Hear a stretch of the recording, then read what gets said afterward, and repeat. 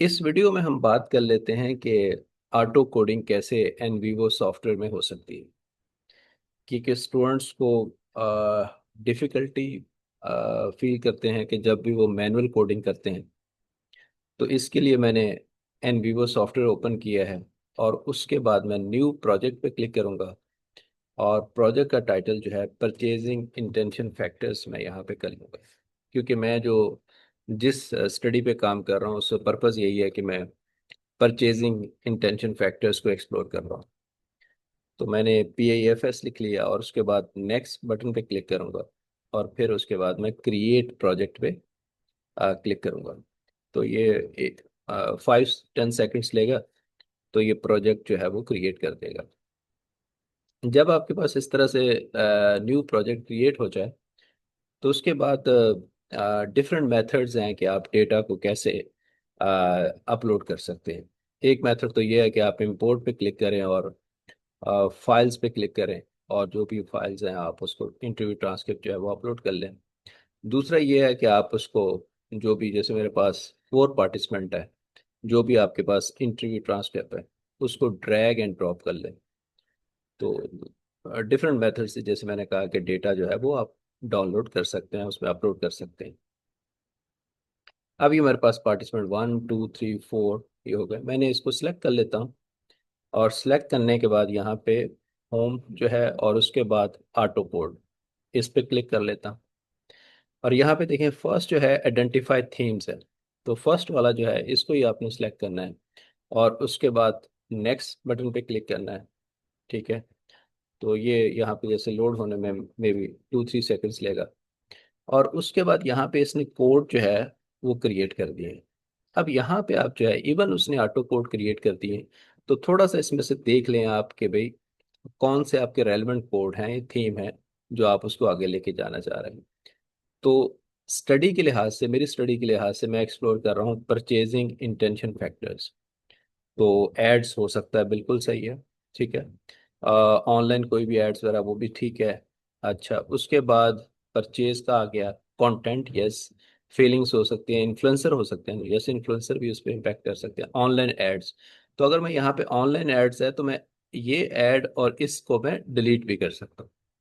क्योंकि मेरे पास यहाँ पे एड्स और ऑनलाइन सेपरेट था तो मैंने यहाँ पे इसको ऑनलाइन एड्स को मैं रख लेता हूँ। ठीक है।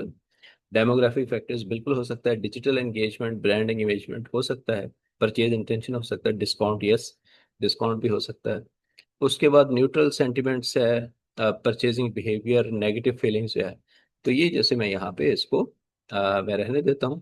तो इसमें आप जो है जो इररेलेवेंट जो है आप रिव्यू कर सकते हैं और आप इररेलेवेंट जो है वो उसको थीम्स को आप जो है वो डी सेलेक्ट कर लें। वो आपके पास जो है नेक्स्ट फेज में नहीं जाएंगे।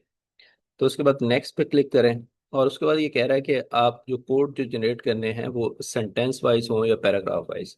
तो सेंटेंस वाइज ज़्यादा बेहतर है, इसलिए मैंने सेंटेंस का यहाँ डिफ़ॉल्ट सेटिंग उसको किया है। उसके बाद नेक्स्ट पे क्लिक कर लें और यहाँ पे मेरा बेसिकली जो है परचेजिंग इंटेंशन फैक्टर जो है ये उसमें मेरा है परचेजिंग इंटेंशन फैक्टर्स। इसको मैं एक्सप्लोर कर रहा हूँ तो मैंने नाम यहाँ पे उसका दे दिया।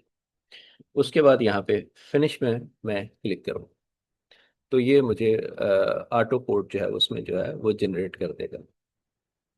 या मेरा ख्याल है कि 5-10 सेकंड लगेंगे और ये इसमें जो है वो जनरेट कर देगा।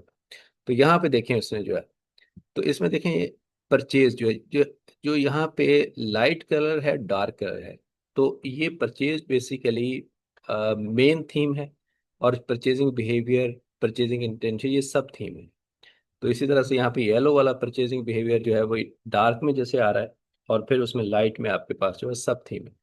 तो ये इस तरह से इसने शो किए हैं सारे, आप डिफरेंट कलर्स देख सकते हैं। तो आपके पास डार्क वाले जो हैं वो आपके पास मेन थीम्स हैं और ये आपके पास यहाँ पे सब थीम्स हैं। और यहाँ पे समरी भी आप देख सकते हैं वर्ड्स की और सब जो है ये चीज़ें भी देख सकते हैं। तो ये यहाँ पे इजीली इसने कोड जो है वो जनरेट कर दिया। लेकिन इसके अलावा आप क्यूरीज वगैरह भी रन कर सकते हैं। जैसे यहाँ पे ना पार्टिसिपेंट 1 2 जो कोड जनरेट हुए हैं तो आप इसको सिलेक्ट करें। ये यहाँ पे आप सबको सिलेक्ट कर लें और दोबारा से होम पे जाएं और फिर यहाँ पे क्यूरी है। तो यहाँ पे वर्ड फ्रीक्वेंसी क्यूरी जो है इसको आप रन कर लें। ठीक है। तो यहाँ पे आपको ये जो भी वर्ड्स हैं वो दे देगा, उसकी लेंथ वो बता देगा, उसका काउंट कितना है, फ्रीक्वेंसी वगैरह वो बता देगा, उसकी परसेंटेज क्या बनती है वो बता देगा। ठीक है। तो ये आपको यहाँ पे ये समरी उसकी दे देगी, तो इससे क्यूरी।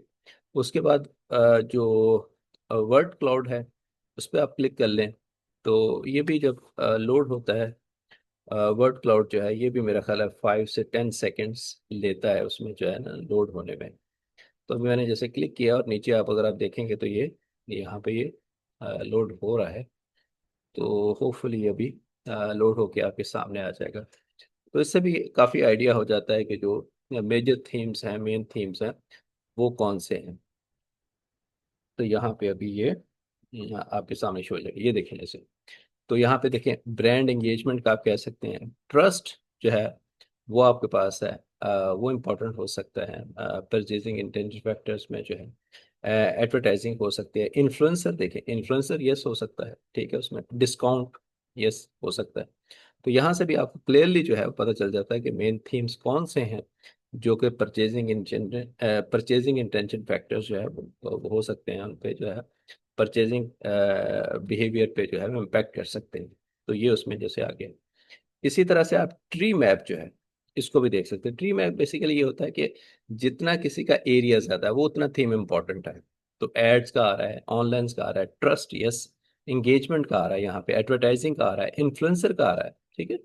तो ये यहाँ पे आपको यहाँ पे बता रहा है, ये छोटे हैं यहाँ पे इसलिए मैंने मेन जो बड़े वाले उसको ही डिस्कस किया है। तो इस तरह से आपके पास जो है वो आप उसको जो है वो ट्री मैप से भी देख सकते हैं। ट्री मैप से और वर्ड क्लाउड से भी आप इजीली उसको देख सकते हैं। अच्छा, इसके अलावा फिर जो है ना आप एक और क्यूरी रन करें, जैसे ये देखें मैंने इसको सिलेक्ट कर लेता हूँ। जब भी आप क्यूरी रन करें तो इनको पहले सिलेक्ट कर लें क्योंकि कोड वगैरह, उसके बाद यहाँ पे होम पे क्लिक हुआ क्यूरी और यहाँ पे है टेक्स्ट सर्च क्यूरी। तो ये आप इसको रन करें और यहाँ पे देखें, लेट्स से क्या आप कहते हैं कि परचेजिंग इंटेंशन फैक्टर्स हैं, उससे उससे मैं देखना चाह रहा हूँ। तो फॉर एग्जांपल जो है आप उसमें अभी इन्फ्लुएंसर का था, तो मैंने यहाँ पे इन्फ्लुएंसर इन्फ्लुएंसर यहाँ पे यस इन्फ्लुएंसर टाइप कर दिया और उसके बाद रन क्यूरी, इस पे आप क्लिक करेंगे। ठीक है। तो यहाँ पे आप देखेंगे जो वहाँ पे वर्ड ट्री जो है, ठीक है। अब आप देखें इन्फ्लुएंसर के साथ किस तरह से लिंक है, यानी परचेजिंग बिहेवियर जो कैसे आप चेंज होता है, या परचेजिंग इंटेंशन कैसे आपके पास बनती है। तो आप इन्फ्लुएंसर को फॉलो करते हैं, ठीक है, उसमें आपके पास है। वो उसका ट्रस्ट करते हैं, जैसे इन्फ्लुएंसर पे आप ट्रस्ट करते हैं, वो उसमें आपके पास जो है। ठीक है। इन्फ्लुएंसर के प्रोडक्ट यूज करने से आप उसमें ये चीजें लेकर सेंस ऑफ ट्रस्ट का उसमें आपके पास आ रहा है। ठीक है। तो ये उसमें जैसे जो है अगर कोई सेंसर रिकमेंड कर देता है प्रोडक्ट, उसको आप बाय कर लेते हैं। ठीक है। उससे आप हो सकता है इन्फ्लुएंसर पे जैसे ट्रस्ट कर रहे हैं, तो वो लाजिमी बात है आप ट्रांसपेरेंसी और उसको वो चीज़ को आप कंसिडर कर रहे हैं। तो ये बेसिकली इस तरह से इन्फ्लुएंसर के लिहाज से आप लिंक्स बना सकते हैं और मेन थीम और सब थीम, और इस तरह से अगर रिलेशनशिप डेवलप करना चाहें वो भी कर सकते हैं। ओके जी, थैंक यू फॉर वॉचिंग।